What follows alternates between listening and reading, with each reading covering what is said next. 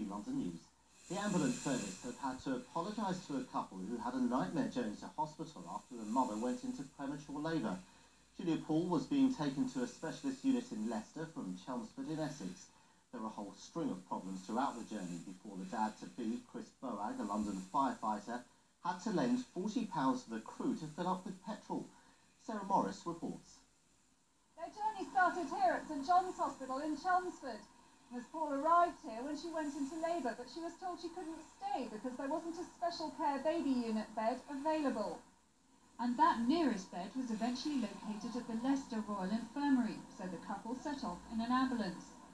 We then began the journey. I followed in the car, and I think we went about 200 yards around the corner, and the ambulance got a flat tyre. So the second ambulance arrived, and then another problem. I think it was in Northamptonshire that the ambulance started running low on fuel. So we pulled into a service station, and I think the ambulance crew's petrol card will work in that particular petrol station.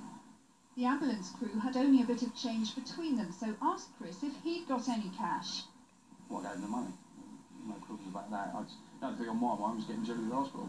After asking their way, they did arrive safely, eventually. Essex Ambulance Service have apologised to the couple and will now change their policy on paying for fuel. As from Monday, all of our frontline vehicles now have fuel cards that allow the vehicles to be fuelled at all petrol stations rather than just one. The couple have been refunded their money by the ambulance service, which was sent along with flowers to Leicester Royal Infirmary. Mother and baby have yet to be discharged, but when they are, it's a fair bet to assume they'll be returning to Essex by car. Sarah Morris, BBC London News. A murder investigation has been launched after an 82-year-old woman was attacked on the street where she lived in East London. Ursula Caddick died 3 weeks later from the injuries she sustained. The attacker made off with her handbag, which contained just £100. It's a very quiet residential area. On her way home, she lived with her son. She'd been out to collect their benefit that day when she was brutally attacked, which has caused her death now. Detectives have stepped up their hunt for a man who tried to abduct a toddler in Basildon. Police believe the suspect probably lives in the local area. 3-year-old Martine Emerson was snatched just over a week ago from outside her home. An electrician who was working on a house nearby chased the man until he let the girl go. Over 300 cars have been stopped by police officers over the weekend, and they've also issued this e-fit of the suspect. Now, false teeth could become a thing of the past. Scientists at King's College Hospital have been given £500,000 for stem cell research, which could result in people growing their own replacement teeth. If all goes well, the technology could be made available to the public within 5 years. Sport now, and in football, Arsenal have won the Women's FA Cup final, beating London rivals Charlton 3-0. All 3 goals were scored by Julie Fleeting, 2 of them in 2 minutes. Charlton were hoping to make up for last year's defeat against Fulham. They had to make do with another losers' medal. And Barnet have missed the chance to win a place in the 3rd division. They were knocked out in the semi-final playoffs after a close match with Shrewsbury, which ended 1-1 after normal time. The match then went to penalties, which Shrewsbury won 5-3. Look at the weather forecast now, and there will be clear periods for a time, but further rain will reach western parts. It will also become windy. Minimum temperature tonight will be 6 degrees Celsius. Moving on to tomorrow, and rain will sweep across, accompanied by strong winds. Brighter, showery weather will follow. Maximum temperature 13 degrees Celsius. Well, that's it from the BBC London Late Team. We'll be back at 6:30 tomorrow morning with all the latest news and travel. But for now, from all of us here, do have a very good night.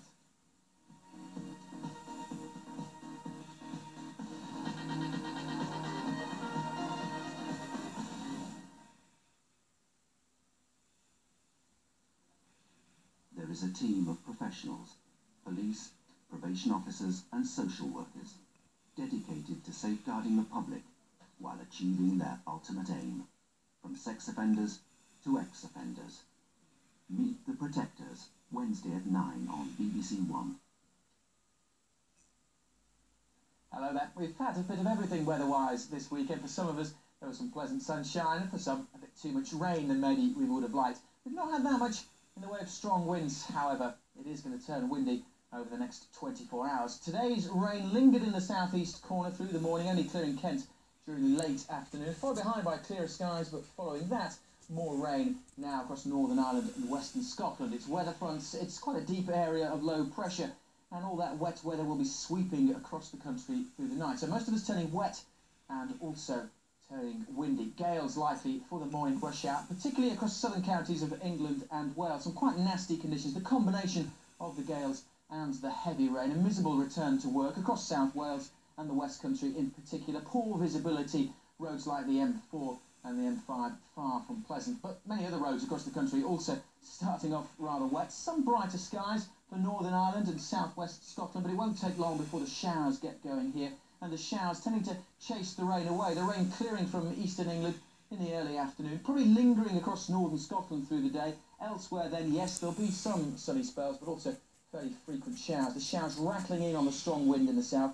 Lighter winds across southern Scotland, Northern Ireland and northern England, mean the showers here will be fairly slow moving, so some places in for a real soaking. The showers containing hail and thunder, and it won't feel very pleasant wherever you are. That's all from me. Have a very good night.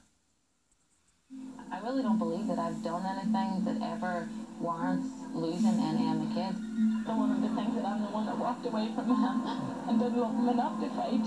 I'm going to go out and give it my best shot. I'll bring him home with me. The battle for Dylan gone. One Life continues tomorrow at 10:35 on BBC One. There are full details of forthcoming BBC programmes and complete listings for all major free-to-air and other television channels in the new Radio Times.